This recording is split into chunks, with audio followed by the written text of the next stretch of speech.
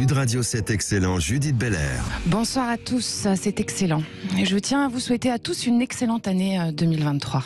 En ce jour d'épiphanie, ce 8 janvier, ce jour de renouveau symbolique du retour de la lumière face à l'obscurité de l'hiver, je voulais tout d'abord, chers auditeurs, vous parler quelques instants de la grande dame qui était ma mère, la journaliste, écrivaine et pianiste classique Catherine David, qui nous a quittés lundi dernier, le 2 janvier.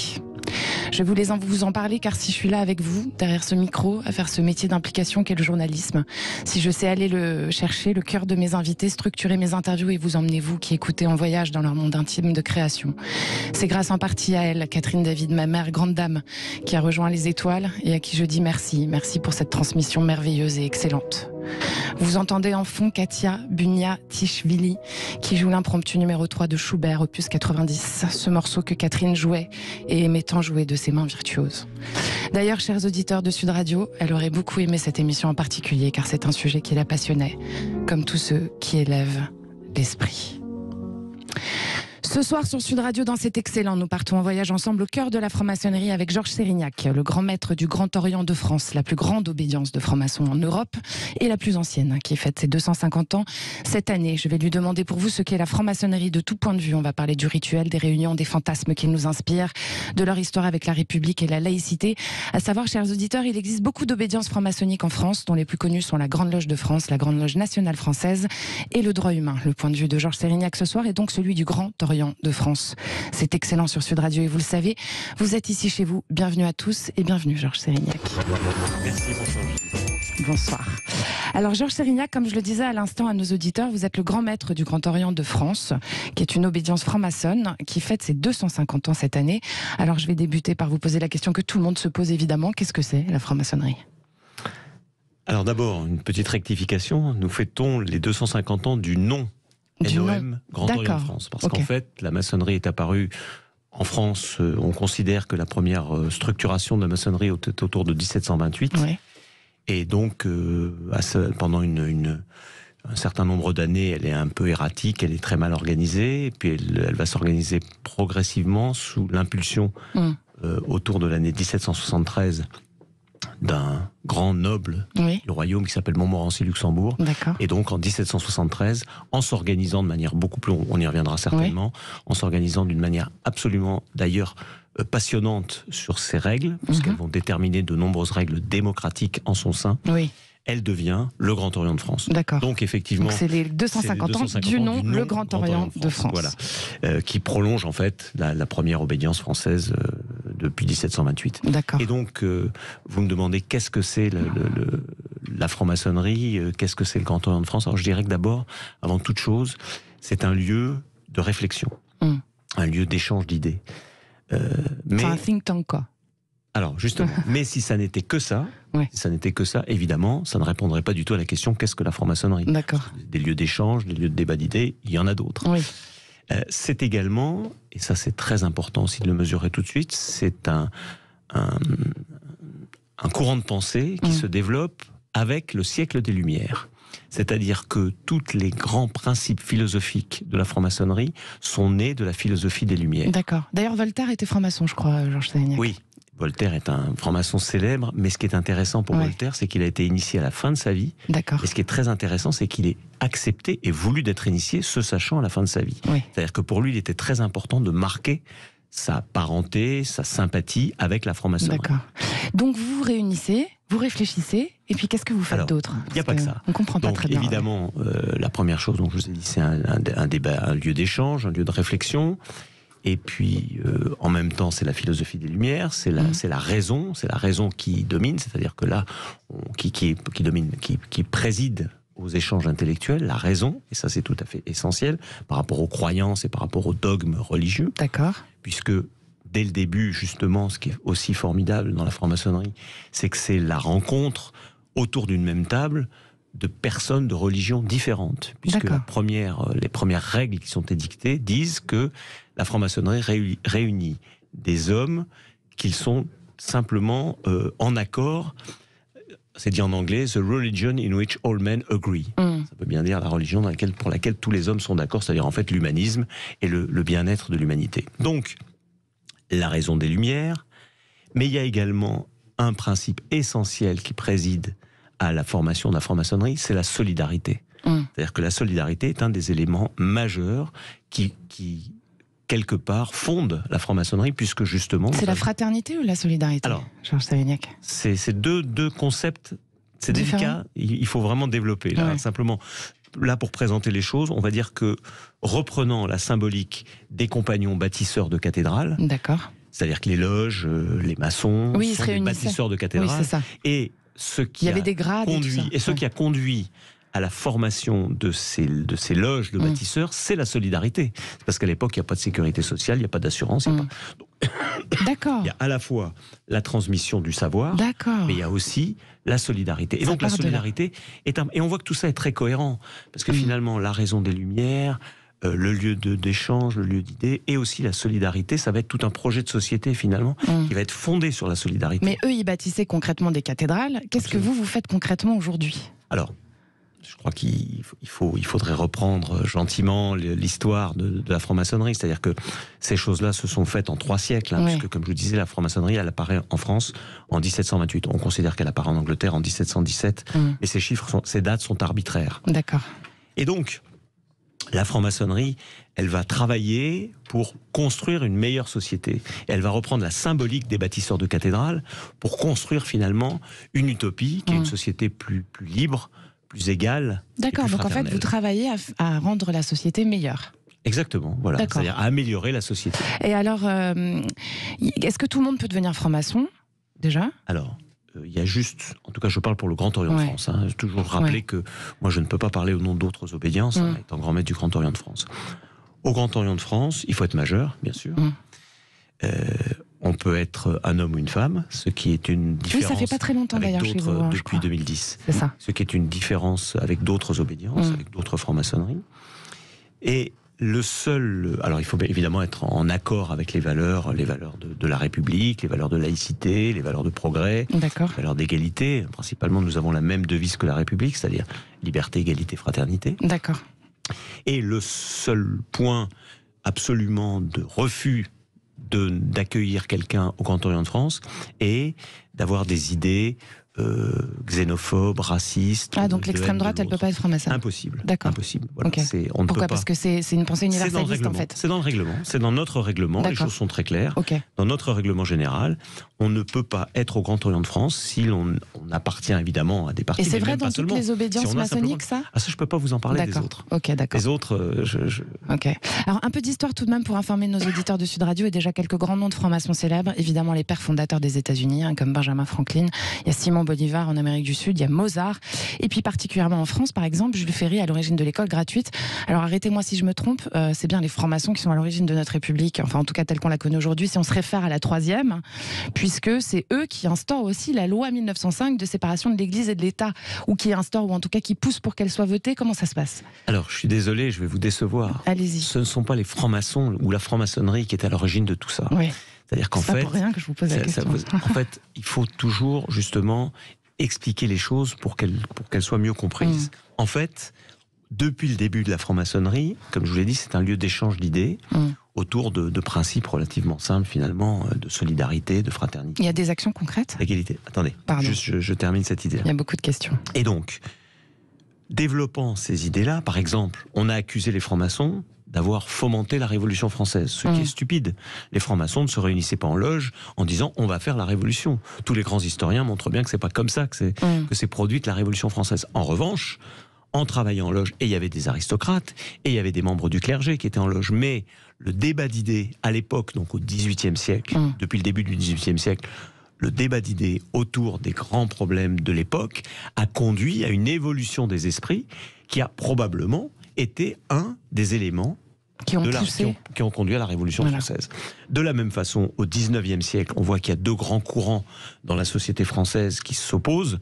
Il y a un courant monarchiste, conservateur, on va dire très proche du pouvoir catholique romain, et un courant républicain, progressiste, qui est beaucoup plus enclin à la liberté absolue de conscience. D'accord. Pour schématiser les choses. C'est un mouvement philosophique, en fait. Et donc, le Grand Orient de France, lui, est évidemment du mouvement républicain progressiste, et donc va produire, pour répondre à votre question initiale, va produire donc un certain nombre d'idées, un certain nombre de réflexions, qui vont conduire aux grandes lois laïques de la fin du 19e siècle et à la loi 1905. D'accord. Mais donc, il se trouve qu'à la fin du 19e siècle, et donc au début du 20e siècle, beaucoup de membres du personnel politique, probablement pour des raisons de mode et des raisons conjoncturelles, étaient francs-maçons.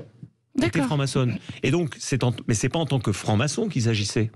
C'était en tant qu'hommes politiques, comme voilà. Mais ça leur donnait une structure de pensée, en fait. Alors voilà. Alors là, ce qu'on peut dire, en revanche, c'est qu'effectivement, le travail en loge, la façon, on y reviendra probablement, dont nous travaillons, les éléments, la méthode que nous utilisons, nous conduit probablement à structurer une pensée. Et c'est pour ça d'ailleurs que cette méthode semble fonctionner, puisque 3 siècles après, la franc-maçonnerie est encore vigoureuse. Nous sommes une association de 53 000 membres environ. C'est une association ?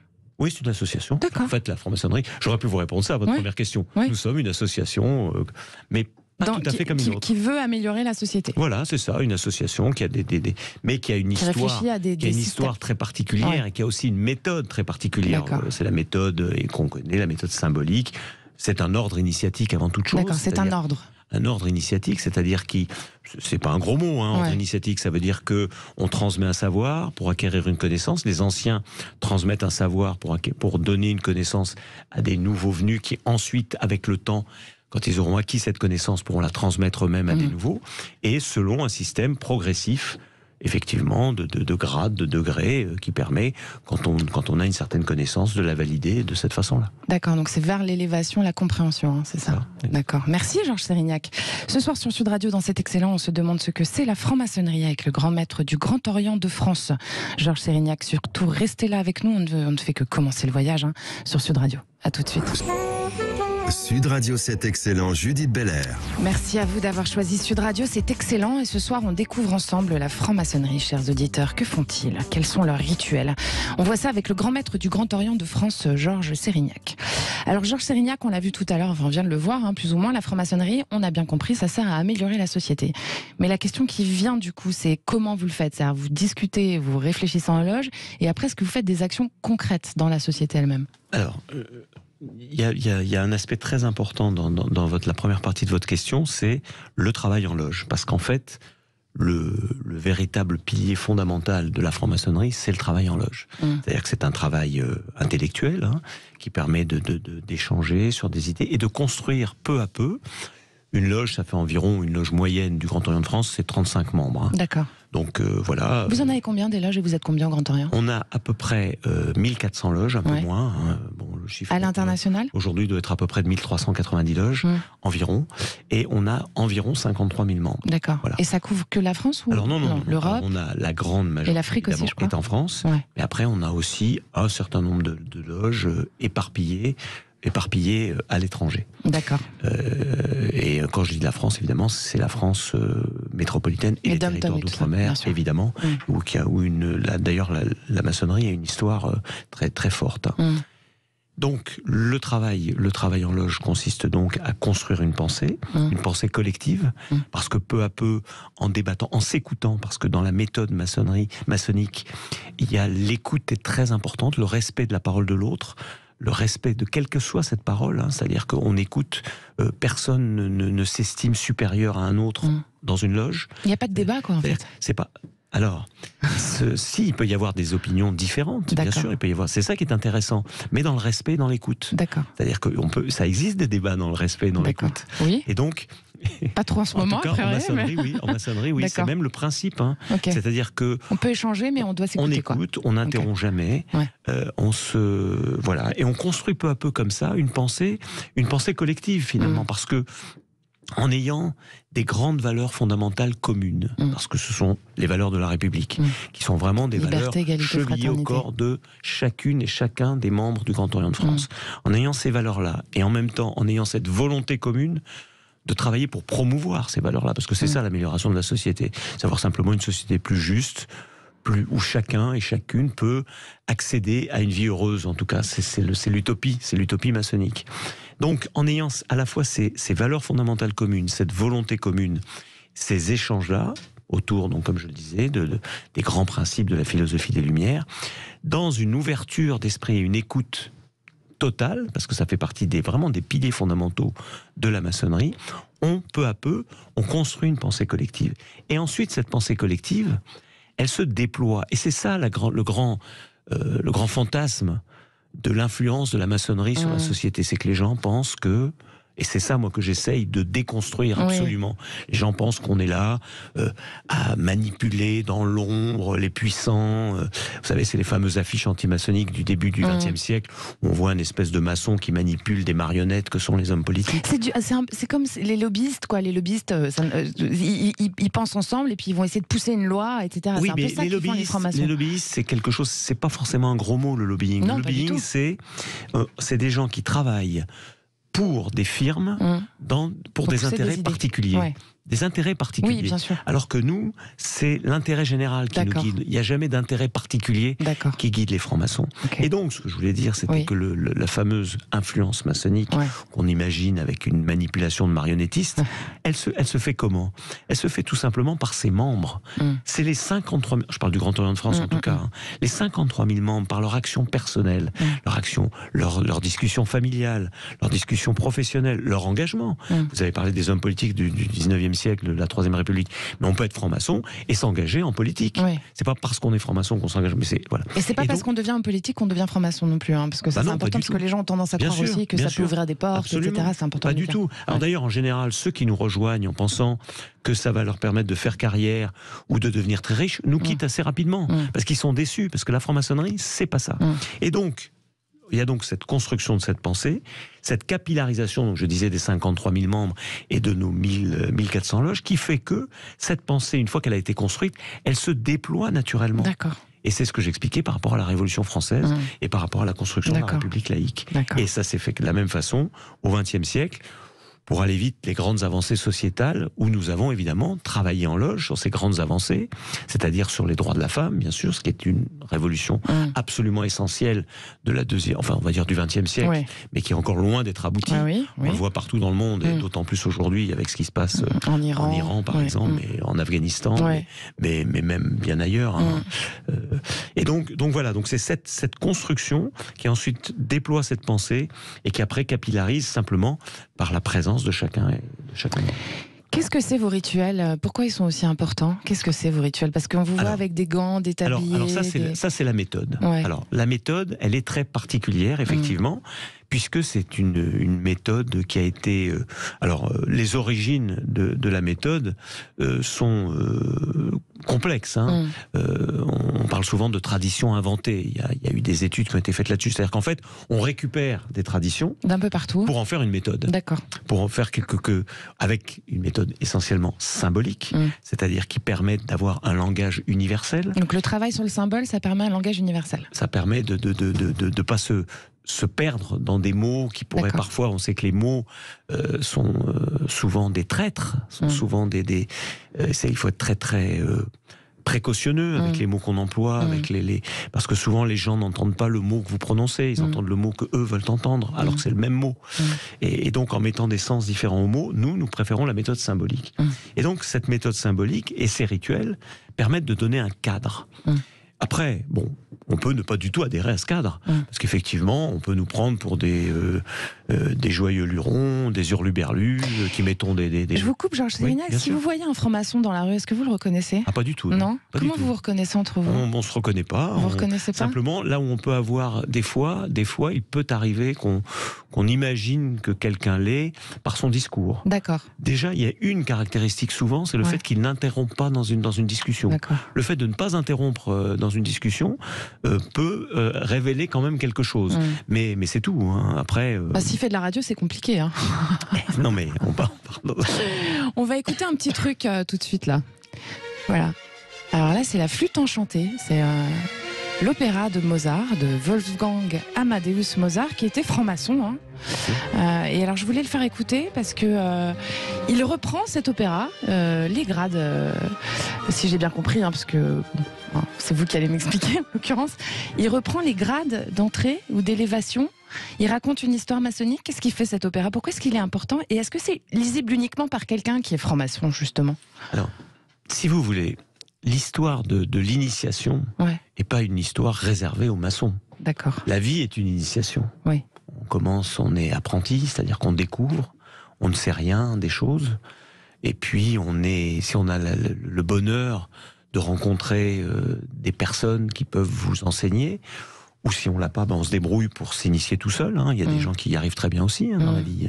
On parle, nous, dans maçonnerie, on parle aussi de maçons sans tablier, de gens qui n'ont pas eu besoin de la maçonnerie pour faire la démarche que je vous ai décrite.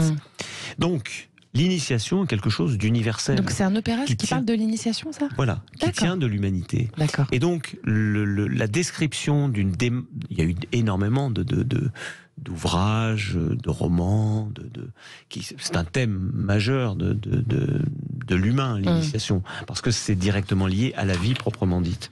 Et donc, Mozart, qui était une sorte de génie absolu quand même. Oui, bien sûr. Malgré tout. On peut à peu près être d'accord là-dessus. Il y en a quelques-uns comme bien ça. Et Mozart, il y a Spinoza en philosophie. Enfin, on a quelques personnes comme ça qui d'un seul coup semblent venues d'ailleurs. Et donc, à partir de là, il était franc-maçon.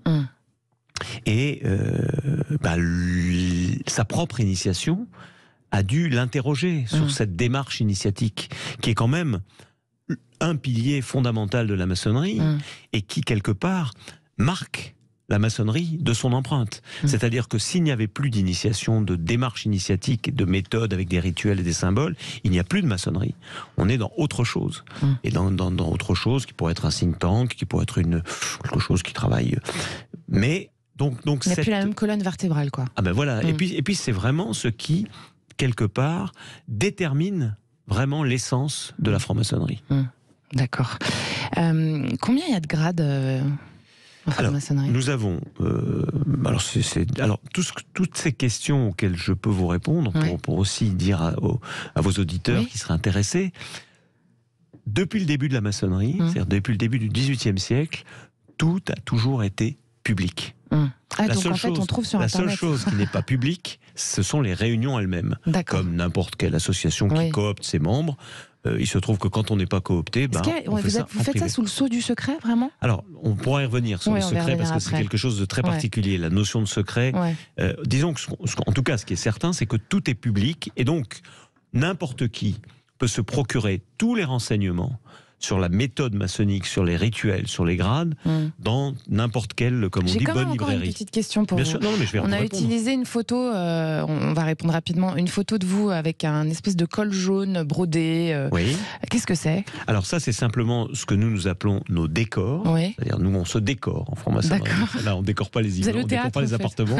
On décore, les décors sont de Roger Hart, ça c'est ma génération. Donc nous avons des décors, et qui en fait marquent notre appartenance à la franc-maçonnerie. Et donc nous les portons parce que quand on rentre en tenue, si vous voulez, on rentre... C'est quoi une tenue? Une réunion. Une réunion maçonnique. Quand on rentre dans une réunion maçonnique, dans une tenue, en fait, nous considérons que nous sortons du temps profane. Oui. Voilà. Et donc, le temps profane, c'est-à-dire que c'est ce que nous faisons en ce moment. C'est-à-dire c'est notre échange, voilà. Quand nous sommes en tenue maçonnique, justement, par les rituels, par notre façon de procéder, comme je vous disais, on ne s'interrompt jamais, on s'écoute, on a des règles assez rigoureuses de fonctionnement qui sont très importantes parce que ça valide la méthode.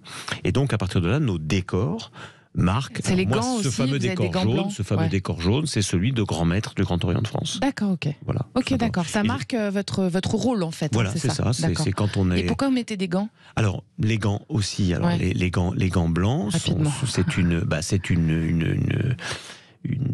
comment dirais-je, une tradition maçonnique dès le début de porter également des tabliers. des cordons et des gants blancs. Il y a de nombreuses hypothèses sur ces fameux gants blancs. Ça peut être des gants, simplement avoir les mains propres. Simplement, c'est parce que tout est symbole. Ça peut être. Ça a dû vous arranger pendant le Covid. Ça peut être aussi des gants simplement pour travailler, des gants de compagnons bâtisseurs. Voilà. Mais c'est des symboles. Merci Georges Sérignac, c'est passionnant. Hein. C'est excellent sur Sud Radio en compagnie du grand maître du Grand Orient de France, Georges Sérignac. Restez là surtout et puis on revient évidemment. Sud Radio, c'est excellent. Judith Belair. Merci à tous d'avoir choisi Sud Radio, c'est excellent et c'est votre émission. Musique. Bon, je suis désolée, hein, Georges Sérignac, grand maître du Grand Orient. Vous êtes bien avec nous sur Sud Radio. Il fallait quand même que je mette un peu ce son-là derrière parce que les francs-maçons, ils sont secrets. Il y a plein de trucs qui se racontent sur eux. Donc, en fait, ils provoquent des fantasmes à débuter par les pratiques occultes qu'on vous prête, enfin plein de choses comme ça. Alors, on va commencer par une question toute bête. Hein. Quel secret les francs-maçons s'engagent-ils à protéger? Parce qu'on sait qu'ils font un serment. Qu'est-ce que c'est ces secrets? Alors, il y a deux types en fait de secrets. Nous jurons de garder le secret sur ce qui est dit en tenue. D'accord. Mais ça, c'est dans tous les grands corps d'État, par exemple, ou dans de très nombreuses, mais dans tous les grands corps d'État, en tout cas c'est certain, on prête serment de garder le secret sur les délibérations. C'est simplement une question c'est pas du tout quelque chose qui est propre à la franc-maçonnerie.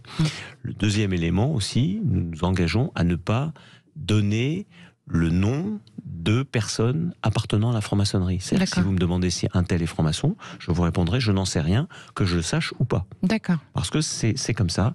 Et alors, pour vous expliquer pourquoi, parce que il faut quand même expliquer les raisons.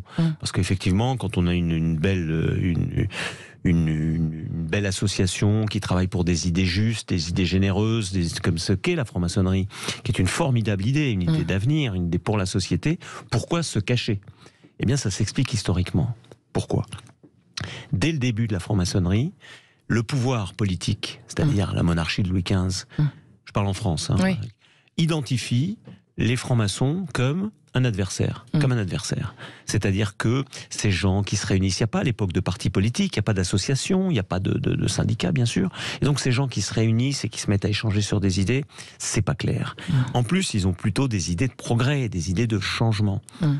À cela, donc, et la police donc de Louis XV va avoir une attitude très particulière pendant les débuts de la franc-maçonnerie, c'est-à-dire que ils vont parfois les pourchasser, parfois même les emprisonner, d'autres fois les laisser faire, parce qu'il y a, comme je disais, il y a des membres de l'aristocratie, des membres du clergé. Donc tout ça est assez complexe, mais quand même, quelque part, les francs-maçons en position de repli. En même temps, le pouvoir du pape de l'époque, c'est-à-dire Clément XII, prononce une bulle condamnant la franc-maçonnerie pour les mêmes raisons. C'est-à-dire qu'ils se réunissent, on ne sait pas très bien de quoi ils parlent, donc on considère que... Alors, ils ne pourront pas être excommuniés malgré le désir du pape, parce qu'en France, il faut que le Parlement de Paris valide la bulle papale, et le Parlement de Paris ne l'a jamais fait. Ce qui montre bien que déjà, le gallicanisme, c'est-à-dire le pouvoir français du Parlement, s'opposait déjà, on avait déjà en germe de l'évolution républicaine. À la religion, Et donc... Ces débuts de la franc-maçonnerie expliquent le repli sur soi des francs-maçons. Et ensuite, dans l'histoire de la maçonnerie... Il y a aussi eu le nazisme. Alors voilà, justement, c'est là où je veux en arriver, mais Pétain, qui, dès son accession au pouvoir, interdit la franc-maçonnerie, et même, pareil, emprisonne, voire déporte. Et il y a eu des francs-maçons déportés ? Ah oui, bien sûr, en tant que franc-maçon. Et donc, à partir de là, les francs-maçons, quand ils décapitent la franc-maçonnerie, puisque il y avait environ 30 000 membres au Grand Orient avant la Deuxième Guerre mondiale, il n'y en a plus que 5-6 000 qui reconstituent une franc-maçonnerie, puisque De Gaulle, lui, rétablit tout de suite la franc-maçonnerie. Est-ce qu'il était franc-maçon, De Gaulle ? Je n'en sais rien. Bon, a priori, oui, quoi. Très sincèrement, je ne crois pas. Non, je ne crois pas. Je ne crois pas du tout, parce que son histoire personnelle. Mais en revanche, c'était quelqu'un de remarquablement intelligent et qui avait compris que la franc-maçonnerie est un indicateur démocratique. C'est-à-dire que dans tout pays totalitaire ou non démocratique, soit elle est carrément interdite, soit c'est une fausse franc-maçonnerie. C'est une franc-maçonnerie d'État, féodée à l'État, et qui n'a pas de sens. Puisque nous sommes totalement libre et indépendant par rapport au pouvoir politique. D'accord.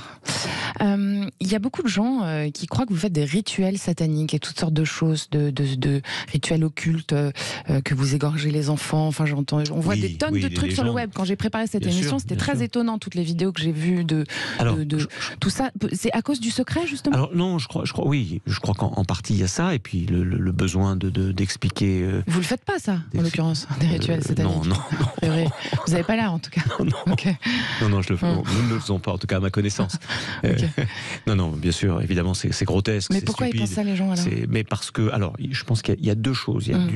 Je souriais parce que il faut sourire de ce type d'élucubration. Oui. De ce type d'élucubration. Mais une fois qu'on en a souri, après, il faut comprendre pourquoi les personnes se raccrochent à des thèses aussi simplistes et aussi démentes dans l'imaginaire. Et ça, je pense que c'est vraiment un vrai sujet sur lequel il faut se réfléchir, parce que ce qui est important, et Condorcet l'a dit au moment de la Révolution française, et d'autres aussi bien sûr, c'est l'éducation, l'instruction publique, la connaissance. Si les gens savaient vraiment les grandes, un peu l'histoire aussi, les grandes choses, comment se construit la République, comment se construit la société, comment pourrait-il imaginer qu'un mouvement qui existe depuis 3 siècles, et aussi, je voulais vous dire, parce que c'est ça que je voulais dire, quand Pétain, justement, quand il accède au pouvoir, il a accès aux fichiers des francs-maçons, et ils en publient certains. Et que les gens se rendent compte à ce moment-là que les listes de francs-maçons qui sont publiées, c'est leur voisin du dessous qui est un type sympa, c'est leur coiffeur qui connaissent depuis 20 ans et qui est... Oui, parce qu'un franc-maçon, ça peut être un coiffeur, un taxi, un homme politique, ça peut être tout le monde, quoi. Absolument, ça peut être tout le monde. Ils sont partout. On considère qu'on a, en gros, les classes moyennes. D'accord. Qu'elles soient plutôt défavorisées ou plutôt supérieures, mais c'est l'ensemble des classes moyennes. Et donc quand Pétain a donné ces listes, ça a fait exactement le contre-effet. C'est-à-dire que les gens se sont rendus compte que les francs-maçons étaient des gens normaux et qui n'étaient pas du tout des... Donc ils n'ont pas dénoncé ? Et non, mais c'est même pas ça. C'est que non, parce qu'à ce moment-là, c'était interdit. D'accord. Donc c'était juste pour faire un peu une chasse aux francs-maçons. Okay. Et ils ont arrêté de publier parce qu'ils se sont rendus compte que ça faisait l'effet inverse. C'est du fantasme, quoi. Est-ce que les Illuminati existent ? Alors, c'est un mouvement qui historiquement a existé. D'accord. C'est un mouvement qui, intéressant. Qui est, vous savez, vous regardez Wikipédia. C'était pareil que les francs-maçons aussi. Vous faites Wikipédia, c'est un mouvement. Oui, mais vous êtes le grand maître du Grand Orient, donc j'ai envie de vous poser la question. Bien sûr. Vous êtes mais j'en sais pas plus. Non, mais j'en sais pas plus. J'en sais pas plus. Ah bah non, moi les Illuminati, c'est pas. Mais c'est quoi ? C'est des francs-maçons ? Non, pas du tout. C'est un courant de pensée qui a été créé aussi à peu près au même moment, peut-être un petit peu plus tard que la maçonnerie. Il y a beaucoup de comment dirais-je, de structures parallèles à la franc-maçonnerie. Vous savez qu'aujourd'hui, on a beaucoup d'obédiences. Il y a les obédiences principales que vous avez citées au début. Je sais pas, il y en a beaucoup d'autres ? Alors, il y a les grandes obédiences, c'est-à-dire qu'il y en a quelques-unes. Des obédiences, on va dire, qui ont plus de 5000 membres, pour faire simple. 5000 membres, il y en a quelques-unes, on va dire qu'il y en a 7, 8. Après, il y a un certain nombre de petites obédiences qui ont entre 500 et 1000 ou 1500 membres, mais qui existent aussi. Tout ça, ça doit faire une quinzaine d'obédiences. Il y a combien de francs-maçons en France ? 150 000. Mais je ne suis pas sûr de ces chiffres, parce que c'est moi qui vous dis ça en fonction de ce que me disent les personnes que je connais un petit peu. Donc, il y a une 15-20 obédiences entre 1000 et un peu plus. D'accord. Et puis, il y a une flopée de mini-obédiences qui sont des fausses obédiences, en fait. C'est-à-dire que c'est 20 copains ou 20 copines ou qui font entre eux leur petite maçonnerie entre eux et qui se dénomment obédience. Vous dites 20 copains ou 20 copines parce que copain-copine, ça fait la mixité, on peut en parler 2 secondes. Alors bien sûr. Parce que vous êtes représentant de la République et tout. Oui. Dans ce que j'ai regardé, j'ai vu qu'il y avait 2 obédiences qui sont mixtes. Grande obédience, il y a le droit humain et il y a le Grand Orient de France. Et les autres... Il y a la Grande Loge Mixte de France aussi. Il y a la Grande Loge Mixte de France. Et la Grande Loge Mixte universelle. Ok. Mais ça, je les ai pas vus sur Internet. Parce que peut-être parce que c'est des obédiences un petit peu moins importantes numériquement. D'accord. Mais c'est des obédiences qui... Et sinon, tous les autres, c'est séparé. Alors, il y a une loge où ils sont que des femmes. Alors, c'est la Grande Loge féminine de France. D'accord. Tout à fait. Et sinon, les femmes sont interdites. Alors, j'ai une question là-dessus.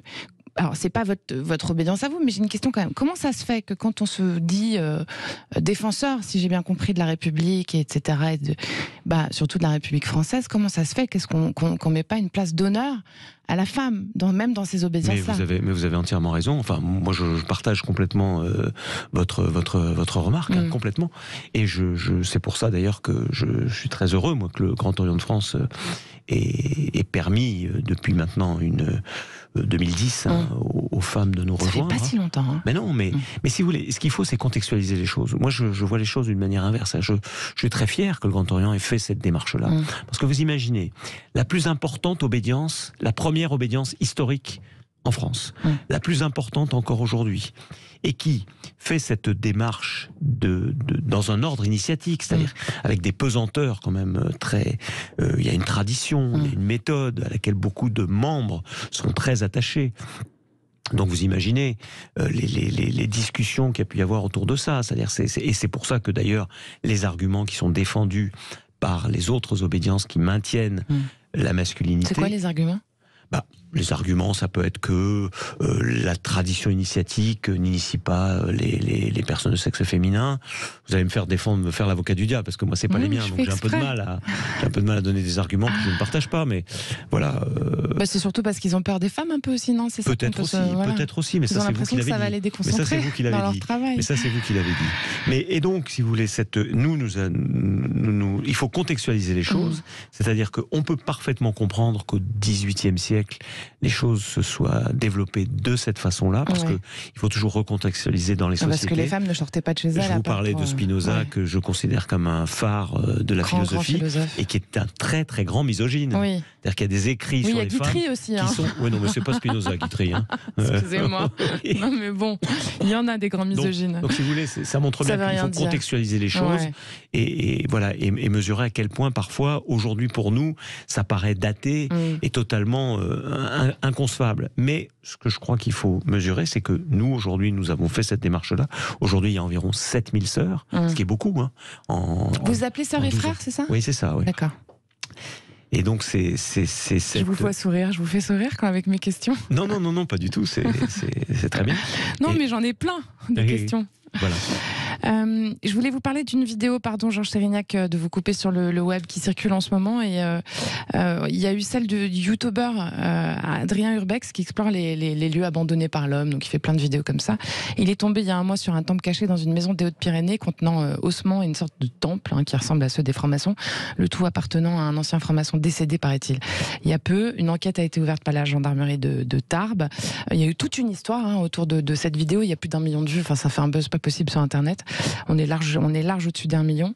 Ce qui m'amène à vous demander s'il est possible que des dérives de ce type-là existent, en fait, même peut-être sans que vous le sachiez, au sein de votre ordre, justement. C'est une question qu'on peut se poser, quoi. Mais bien sûr, mais ça c'est une question d'abord qui est tout à fait légitime, et en plus, ça doit arriver. C'est-à-dire que nous avons régulièrement, alors on va dire le terme habituel, des brebis galeuses.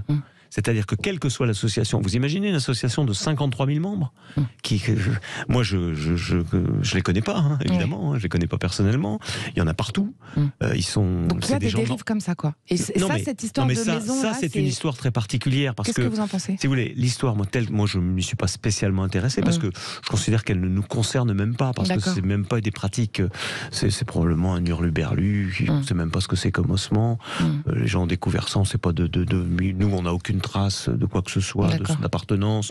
Donc à qui appartenait. Vous avez regardé? Où était-il? Oui, par rapport à l'identité, tout ça. Qui était-il? On ne sait pas. Après, c'est une belle, c'est une histoire sordide. Ça fait un super roman. Mais romanesque, voilà, exactement. C'est une histoire sordide, romanesque. Mais nous, qu'est-ce que vous voulez? Nous, on est affligés de ce genre de choses pour que ça fasse 1 million de vues. Moi, je préférerais que notre entretien d'aujourd'hui fasse 1 million de vues. Moi aussi. Parce que je pense qu'on apporterait beaucoup plus, d'une part, certes, à la maçonnerie, mais surtout au travail pour la société. Bien sûr. Parce que la maçonnerie, c'est aussi une pensée politique. Ça, c'est important. Vous pouvez développer? Eh bien, c'est ce que j'ai expliqué un petit peu au début de la formation de la franc-maçonnerie, au début de son histoire, cet échange d'idées, c'est qu'il est évident qu'il y a un impensé politique dès le début dans la maçonnerie. C'est-à-dire que cette réunion, alors en l'occurrence de catholiques et de protestants, après des siècles de guerre de religion, qui se retrouvent autour d'une table pour parler en commun, sans sans rejet de l'autre, qui très vite sont rejoints par des juifs avant l'émancipation par Clermont-Tonnerre. Donc il y a des loges qui reçoivent des juifs alors qu'ils ne sont pas encore des citoyens émancipés après la Révolution. Donc ça montre bien... Ça, c'est révolutionnaire. Bien sûr, ça montre bien que cette réunion comme je disais, the religion in which all men agree, cette réunion, elle montre bien cette impensée politique fondamentale qui est la solidarité entre tous les hommes et toutes les femmes, bien sûr. Mais les droits de l'homme, quoi. Cette solidarité, de l'humanité, de l'humain, de l'humain, de cette philosophie humaniste absolument essentielle. Humaniste et universaliste. Hein. Absolument, bien sûr. Est-ce que les francs-maçons, ils utilisent leur influence pour s'aider entre eux? Je vais vous donner un exemple concret, par exemple. Si vous avez un juge franc-maçon qui doit juger un autre franc-maçon qu'il a reconnu d'une manière ou d'une autre, bon, on ne sait pas, et qui lui est prévenu, est-ce que le juge, il peut condamner ou est-ce qu'il ne le fera pas parce qu'il a un frère en face de lui? Alors, je vais vous répondre. D'abord, il faut qu'il le sache. Déjà, première chose, parce que c'est pas écrit. On part du principe qu'elle le sait. C'est pas écrit. Non, mais c'est pas écrit. Donc, pour le savoir, il faut un concours de circonstances. Alors, si c'est un juge intègre, ce qui est quand même... Il se retire de l'affaire, non? Je souhaite... Non. Je souhaite que les 99,9% des juges que nous avons soient intègres. Si donc, on est dans le cas de ces 99,9% de juges intègres, en rien... le fait d'une appartenance commune à la maçonnerie ou à autre chose, qu'il soit ancien élève du lycée machin, ou qu'il soit du même quartier quand ils étaient jeunes et qu'ils soient connus, parce que ou ça c'est peut-être un cas d'ailleurs de déportation, enfin de sortie se sortir du dossier. Mais dans tous les cas de connaissance par... Alors, s'ils font partie de la même loge et qu'ils se connaissent, là, évidemment, qu'ils doivent refuser de juger. C'est une histoire de loge. Non, mais s'ils se connaissent, simplement. Parce que je crois qu'en droit... On ne peut pas juger quelqu'un qu'on connaît. Je ne suis pas du tout un spécialiste du droit. Non, a priori, on n'a pas le droit. Mais je ne crois pas que ce soit l'appartenance commune à un mouvement d'idées qui puisse empêcher de se juger. Et moi, je suis convaincu, en plus, qu'en rien, ce juge ne mettra en échec son intégrité par rapport à un jugement. Ça, j'en suis absolument convaincu. Merci pour ces éclaircissements. Et merci à vous, chers auditeurs, d'écouter Sud Radio. C'est passionnant ce soir avec le grand maître du Grand Orient, Georges Sérignac. Restez là, nous on revient juste après ça, tout de suite. Sud Radio, c'est excellent, Judith Belair. C'est excellent et c'est parti pour encore un quart d'heure d'échange autour de la franc-maçonnerie avec le grand maître du Grand Orient de France, Georges Sérignac.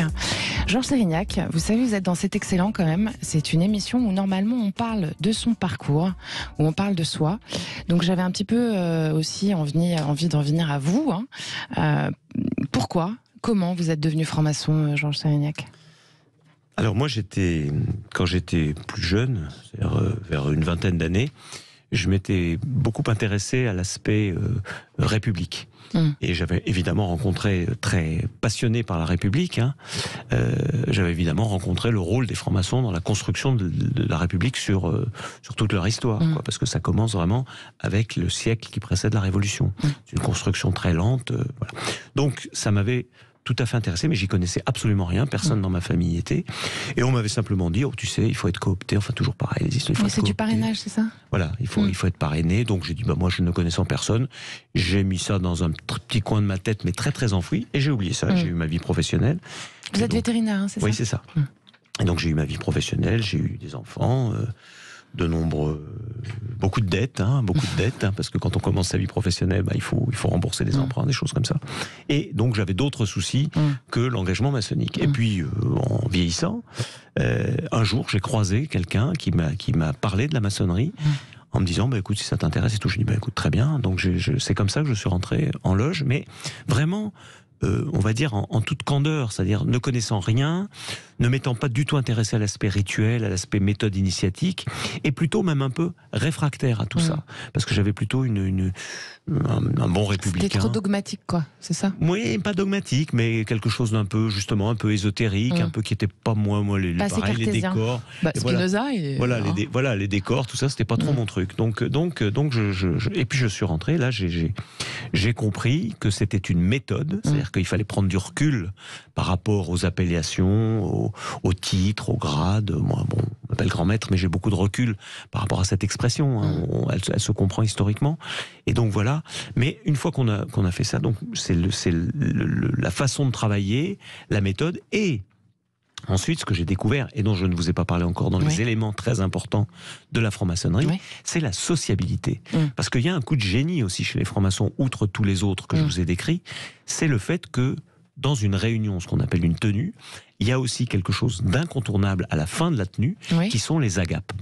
Les agapes, ça veut bien dire ce que ça veut dire. Ça veut dire que les frères et sœurs se réunissent après la tenue pour souper. Et ça fait partie des travaux maçonniques. Donc c'est pas du tout facultatif. Les frères et sœurs qui ne participent pas aux agapes, ils passent à côté de la maçonnerie.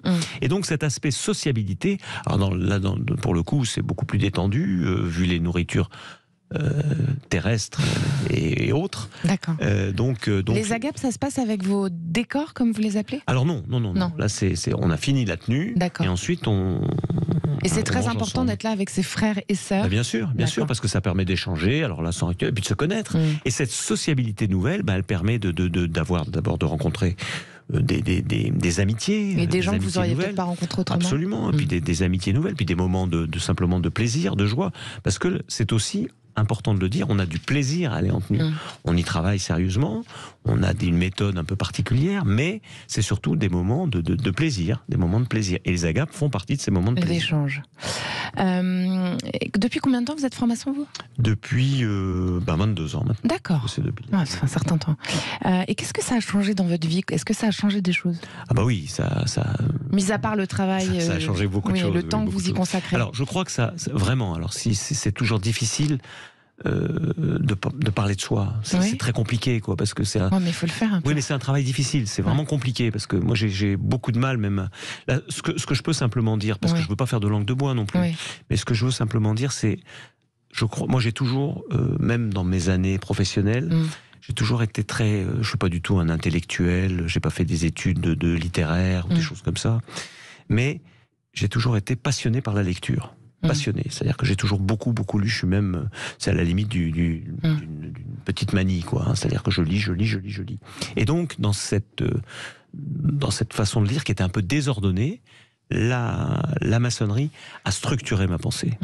C'est-à-dire que je savais pourquoi je lisais, quoi, en fait, parce qu'on fait des planches avec des sujets, donc ça permet d'ordonner les choses, et en ordonnant pour les tenues maçonniques, on ordonne aussi pour le reste. Bien sûr. Souvent. Et donc, je crois que ça met de l'ordre. Et vous, ça a mis de l'ordre dans votre vie, c'est ça que vous dites ? Alors, dans ma vie, non, je pense que c'était... Vous avez réussi à esquiver la question ? Non, c'était une vie... Non, moi j'ai eu une vie très, très tranquille. D'accord, donc ça a changé en fait d'être entouré, d'être dans un mouvement... Non, je vous dis, c'est plutôt... Alors, c'est la structuration de la pensée. Le deuxième point, c'est l'apport humain exceptionnel, c'est-à-dire de rencontrer plein de nouvelles personnes formidables, parce qu'on partage justement, on a ce ciment commun de nos valeurs communes et de cette volonté de travailler au service de ces valeurs. Et donc, ces rencontres humaines, c'est un point absolument essentiel. Et enfin, le troisième point que je ne veux pas esquiver, même s'il pourra peut-être choquer certaines personnes, c'est l'aspect spirituel. Comme dirait l'autre, moi je crois aussi aux forces de l'esprit. C'est comme ça. Et j'ai vécu souvent dans nos réunions, mais aussi au-delà de nos réunions maçonniques, une forme de spiritualité laïque qui moi me passionne, m'interroge beaucoup, parce que voilà, je suis agnostique, mais absolument pas fermé. J'ai beaucoup de mal avec le dogme, mais en revanche beaucoup moins avec la foi. Et donc à partir de là, ces choses-là m'interpellent. Et la façon d'aborder ces sujets-là par la franc-maçonnerie me passionne. Et donc voilà, pour répondre à votre question, les trois éléments majeurs, on va dire, que moi m'a apporté la maçonnerie. Je vais être obligé de le dire, parce que vous êtes quand même dans cet excellent. Finalement, la franc-maçonnerie, c'est aussi une quête d'excellence. Ou pas ? Est-ce que c'est... Et d'ailleurs, parce que vous avez dit que c'est les classes moyennes et tout, il y a autant entre guillemets, des gens du bas de l'échelle que du haut, il y a de tout en loge ? Absolument. Et ils veulent tous être dans l'excellence, peut-être quête d'excellence de la pensée ? Pas du tout ? Non, je ne crois pas que ce soit une quête d'excellence. D'accord. Nous, en tout cas, pour ma part, nous ne nous prenons pas pour une élite. D'accord. Surtout pas. Et moi, je crois que c'est même un danger mortifère de le croire. Mais c'est ce que certaines personnes vous reprochent. Oui, mais je pense que pas du tout. Je pense que, comme je l'ai dit, nous sommes un assemblage de personnes de bonne volonté réunies par des valeurs communes très généreuses, finalement. Et c'est une aventure majeure. Hein. C'est pour ça que vous me demandiez ce que ça m'avait apporté. Moi, dans ma vie, c'est évidemment une aventure majeure. Hein, parce que ça a conditionné de nombreux éléments de ma vie. Mais c'est surtout les rencontres humaines, parce que finalement la structuration de la pensée, l'aspect spirituel, peut-être qu'on peut le trouver ailleurs, mais les rencontres humaines, cette fraternité qui s'exerce, cette chaleur, c'est quelque chose que je pense, je ne sais pas, mais moi dans votre vie en tout cas à vous. Moi j'ai eu une vie sociale importante par ma profession, puisque je rencontrais beaucoup de gens avec qui j'avais d'excellents rapports, d'excellentes relations. J'ai eu des amis, j'ai eu mais la diversité et puis la profondeur des relations, je ne l'ai pas rencontré ailleurs qu'en franc-maçonnerie. Et en quelques mots pour terminer, qu'est-ce que c'est un grand maître exactement? Qu'est-ce que vous faites? Alors un grand maître, ça vient communiquer sur la franc-maçonnerie pour expliquer un petit peu ce que c'est. Vous parlez tranquille, alors qu'à la base, a priori, on dit que les francs-maçons ne parlent pas. Alors, le grand maître, il a cette fonction. C'est votre fonction, ça. Il a la fonction de communiquer, c'est comme ça. Mais on peut l'interpréter de différentes façons.